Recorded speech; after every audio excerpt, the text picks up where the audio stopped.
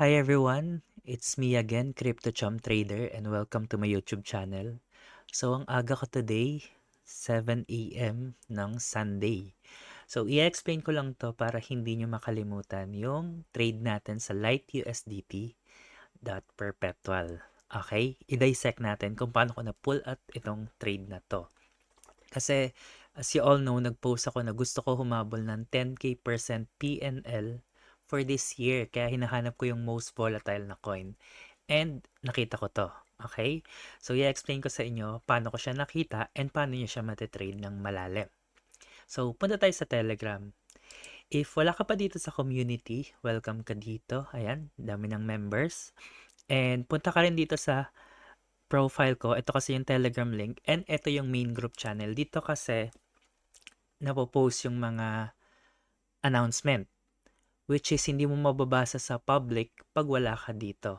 Okay, dito kasi walang chats. Kaya makikita mo agad yung announcement. So, sa susunod, ilalagay ko dito yung mga alpha or yung mga ina-icon na chicken. Chicken yung sinasabi ko, which is yung manok ko sa coin kung sino yung pinaka-volatile. Okay? So, if you will go here, tapos search mo yung light, makikita mo na recent ko lang yun na post, which is ito. So, hindi yan. Ito, yan, dropping my chicken, yung manok ko sa market, kung sino yung most volatile, Light USDT, yan. So, dinadagdagan ko yan pag meron pa ako nakita sa market, pag nag-analyze ako. So, ito yung TA natin before. Okay? Bago ko to dinrop, nakapasok na ako dito. Okay, kung makikita nyo dito, nasa 1.1391 na yung price. Pag babalik tayo dito, makikita mo na 0.8572 yung entry price ko, which is nakapasok na ako. Ang kagandahan dito, pag binababa ko tong mga ganitong, hindi ko masasabing signal kasi hindi ko naman kayo binibigyan ng entry price. Pinapakita ko lang sa inyo na may potential tong coin na to. So sabihin na lang natin insight. Pag binababa ko tong insight na to, hindi kayo late dyan. Kasi kung mapapansin nyo, ito yung area ko dito sa gray box. Below that price is already discounted for me as a swing trader. So anywhere dyan, magpasok ka. Tapos ang ilalagay mo SL dito, tsaka dito sa previous low. Depende sa'yo kung marunong ka mag-refine dito sa loob ng lower time frame. Pwede mong gawin. Depende sa inyo. Kaya trade at your own risk and disclaimer. So, hindi lahat ng binababa kong insight is lumilipad talaga. Pero itong mga ganitong scenario, based lang to sa experience ko na nagpa-pump talaga si market. So again, 1 day time frame to, nakikita ko yung swing perspective and kung gusto mo sumabay, it's up to you. Trade at your own risk. So nung nilapag ko to, nakapasok na ako sa 0.8 which is around here. Yan, sa pullback na yan. Then, nilapag ko siya ng nasa 1.1391. Okay? Hindi ka pa late dyan kasi pwede pa mag-pullback ulit si market. Never kang late dito kung makikita mo yung overall movement niya and matapos niya yung structure gaya nito. Okay? So, wala lang dito yung gray box pero andito yun. Andyan sa area na yan. Ibang analysis na kasi to sa Bitonix Trading View to Yung kaninang ina-explain ko na picture na ganito, nasa Bybit yan. So, hindi ka late, di ba? Papakita ko lang sa inyo. Papakita ko lang din ulit sa inyo para hindi kayo malito.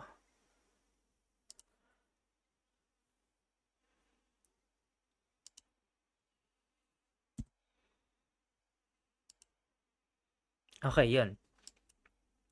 So, yan hindi kayo late dun sa dinrap ko kasi may pullback pa dyan si market sa lower time frame. And ang i-capture nyo, ito. Okay?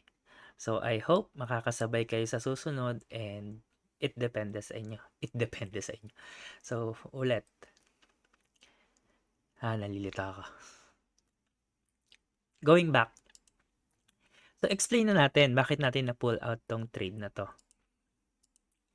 Kung makikita nyo dito, andito yung range ng market, which is kinuha ko yung high nito, itong color green candle, at yung closing nitong red candle. Okay?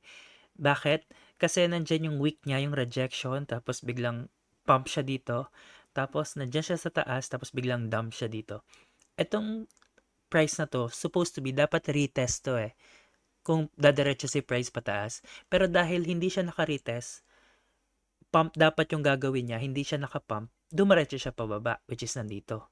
Kino-confirm ng market na meron ditong area of value or um, market. When I say markets, buying and selling ng mga traders. Okay? So, yan yung gray area natin. Tawagin natin siyang area of value. Nandyan yung market, nandyan yung buying and selling ng mga traders. So, mapapansin nyo, pag nag-a-approach sila dyan, it's either rejection or continuation. Okay? So, ang reason ng dito pa lang nalaman mo na may pump si market once mag-approach dito ulit yung price. So, syempre, dito pa lang nakita mo na napaapunta dito si price, may pump na mangyayari. Kasi bumalik yung price sa area of value. Pwede siyang bumaba pa ulit, pero dahil pumunta siya dito, na-assume mo na may pump. So, that's the reason for pump. Next, number 1, nakapunta na yung price area sa value and na-reject dun sa number 1 sa baba. So, ito yon. Wait lang. Kunin ko yung picture para hindi kayo malito. Ito. Yan. So, number 1, dito kayo tumingin sa 1. Nakapunta na yung price sa area of value dito and na-reject dun sa number 1 sa baba. Meaning, confirm may market buying and selling na nangyari. So, ito pagpunta niya dito, na-reject siya. Actually, pwede ka mag-short dito eh. Bearish tong trend na to eh. Confirmation to ng short. And it's a risk lang na pinredict ko to ng bullish. Pero kung ma-SL ako dito, maglo-long pa rin ako kasi overall, ang light USDT nasa ilalim na. And most likely, pag na-capture mo siya sa ilalim, hindi ka natalo. Kaya mo nang mag-target ng mataas. So, doon ako nag-position bago yung next price bumalik sa area of value. So, nag-long na ako dito sa 0.8. Tapos bumalik na siya dito. Actually, ang ina-assume ko dito sa number 2 is magre-retest pa siya ng konti bago siya mag-pump. Usually kasi 3 beses niya ginagawa yun or dalawa, 2 to 3. Like, 1, tapos 2, tapos 3 ulit bago mag-pump. Pero dahil dito, medyo malakas na yung control ng buyer sa 1 and 2, nagte-test na ulit yung buyer. Okay? So, tinest ng buyer yung gray box kung makakatawid sila and chinecheck nila kung may seller pa dito. Kasi kung may seller dito, reject pa nila yan ng color red. So, since wala ng red na nakapag-reject, then pumasok na si buyer. Buyer will control the market. So, nakita niyo to? Okay. Itong bullish price action na to, kinapture niya lahat ng seller available dito sa area na to. And ito lang si seller compared sa pumasok na buyer. Okay, ito lang yung retest ni seller. So, habang nabubuo yung structure, starting here sa range, reason for pump, 1 and 2, nako-confirm mo and na-verify mo na magpa-pump talaga si light. Okay? So, ayan, bulls are taking over. Biruin mo, nakababa siya dito ng strong. Nakabalik siya, nireject ulit, nakabalik pa rin. Up until dun sa 1. Okay. So, once na mawala na kasi si seller dyan, yung testing nila, yung buying and selling nila sa area na to, area of value,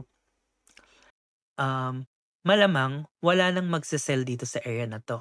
Kasi malulugi na yung seller dahil papasok yung buyer. Okay? In other terms, ikaw, sasalubungin mo yung maraming seller.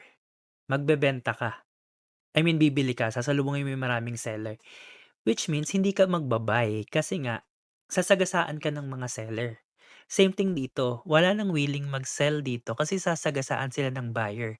Number 1 and 2, buyer will control the market and bubutasin nila tong area of value. So I hope nagigets nyo para makuha nyo yung concept and kung paano ko siya ine-explain in detail. Then number 4, okay? So, ito yung binabasa ko ayan yan, nasa ilalim. Yan, number 4. Number 4 will happen pag wala ng seller na available. Ida-dominate na ng buyer hanggang may masalubong na sila na seller sa previous high and all-time high pag walang seller na available pa rin. So ito yung tinutukoy ko na previous high, 1 and 2. Sasagasaan yan ng buyer na may control. Take note walang market dito. When I say market, wala siyang buying and selling na nangyayari. Puro selling lang nandito sa 1 tsaka sa 2.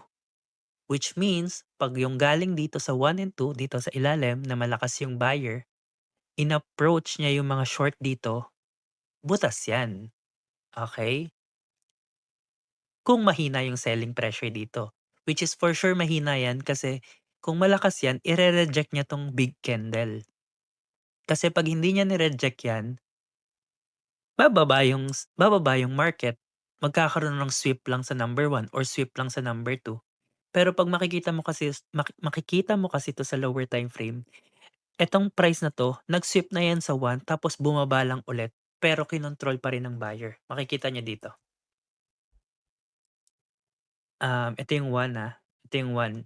Ay dito na lang. Ito yung 1.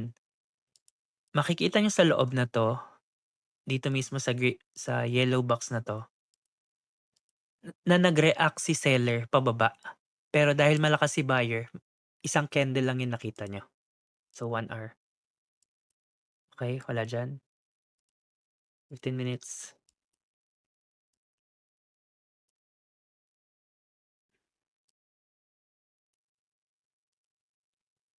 5 minutes. Wala. Tinagos niya talaga. So, error. Tinagos niya talaga yung previous high. So, dito tayo sa 2, okey? Unang sweep lang niyan, makikita niyo yung reaction ng buyer na hindi gano'n kalakas. And eto lang 'yon, pagka-sweep, eto lang yung nangyari. Take note, previous high 'yon, sobrang layo na nun, pero gano'n mo mako-confirm kung gaano kalakas si buyer. Galing pa 'to sa November 16. Pero tignan niyo nung sinwip ng market papunta dito, ang reaction lang ng buyer is ganito. Supposed to be sa mga trader na nagte-trade ng previous high, puwede 'to i-short, malaki yung maka-capture nila dito. Pero dahil sa sobrang lakas ng buyer, tignan niyo yung reaction ni hindi tumagos. Hindi tumagos, 'no? Ta's yun, binutas lang din, meaning in-invalidate lang yung area na yun. Kasi again, number 3, wala nang willing mag-sell sa area na yon. 'Pag buyer will control the market, sasalubungin mo yung rumaragasang bulls. So, nasaan na tayo? Balik tayo dito. 'Yan, 'pag wala ng seller na available pa rin, lumilipad yung price gaya ng PP niyan, MYX, et cetera, kasi maraming retailer na nagsho-short, maraming nafo-FOMO, lahat yun nag-a-add sa buyer haba sa sa nagets na, sorry, mali. So yun, ang meaning lang nun lahat nung nagsho-short dito, pumapasok sa bulls, okey? Let's say ako, naka-long ako dito ng sabihin natin 1,000,000.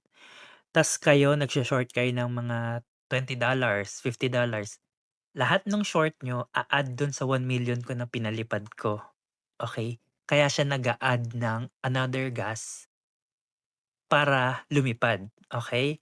Kasi 'di ba yung other gas is kukuha muna siya sa ilalim para lumipad. Yung gas na lumilipad na, pumapasok na lang diyan yung mga position, yung mga humahabol ng short, fini-fill yan ng mga trader, okey? Kunyari ikaw retailer na nagsho-short, fini-fill mo ng fini-fill yung position hanggang lumipad ng lumipad. I hope nage-gets niyo yun. Gets niyo talaga yun. So gano'n. Tapos on top pa dun yung FOMO ng market. Siyempre hindi niyo napapansin 'to nung pinost ko 'to nung nandito pa. Pero dahil nakita niyo nag-pump ng ganito at saka ganito, dun palang papasok si retailer or majority. Kasi bakit? Makikita mo 'to sa Bitonix, makikita mo siya sa search bar. Wait lang, bibigyan ko kayo ng picture.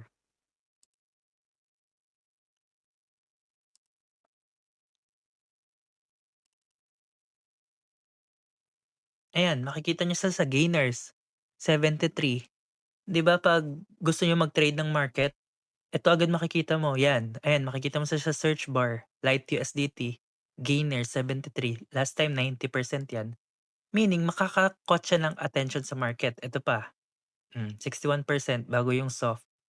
Number 1, dun palang papasok yung majority. And 'pag pumasok yung majority, tayo naka-out na. Kasi andito lang yung target. Isa pa, um Mapapansin niyo bago ko 'to i-trade may target na ako talaga, like 10K% PNL. I'm not sure kung nasabi ko yun sa Telegram, pero at I think nasabi ko.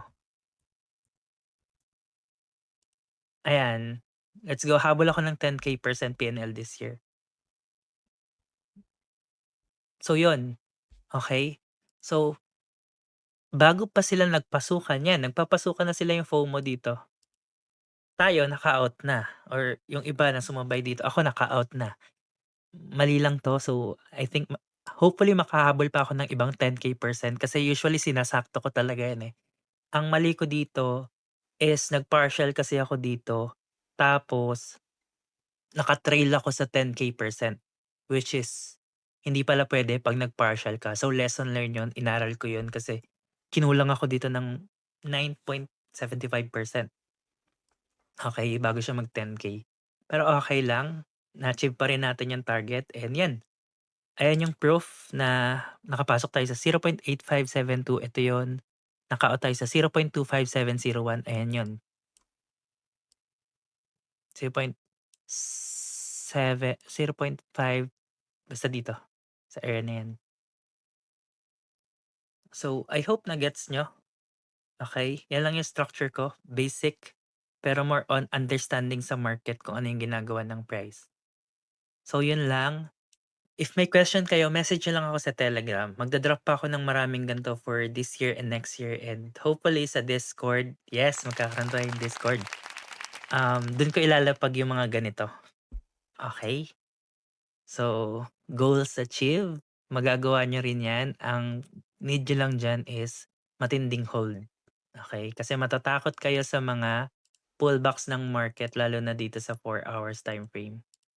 Yan. Dito ka nakapasok tapos ilan ilan yung emotion ng dadaanan mo. One, sa tuwing bumabagsak yan nakakakaba, eto okey. Tapos next, then yun, TP hit, okey. So I hope na-gets niyo, madali lang yan, pero more practice, okey. Bucket list ko lang 'to dati pero ngayon inaaraw-araw ko na. Hindi naman inaaraw-araw, pero 'pag gusto ko magagawa ko siya. So yun lang, thank you ulit, ang haba ng video. Thank you sa support. Merry Christmas sa inyo and see you ulit sa next alpha natin.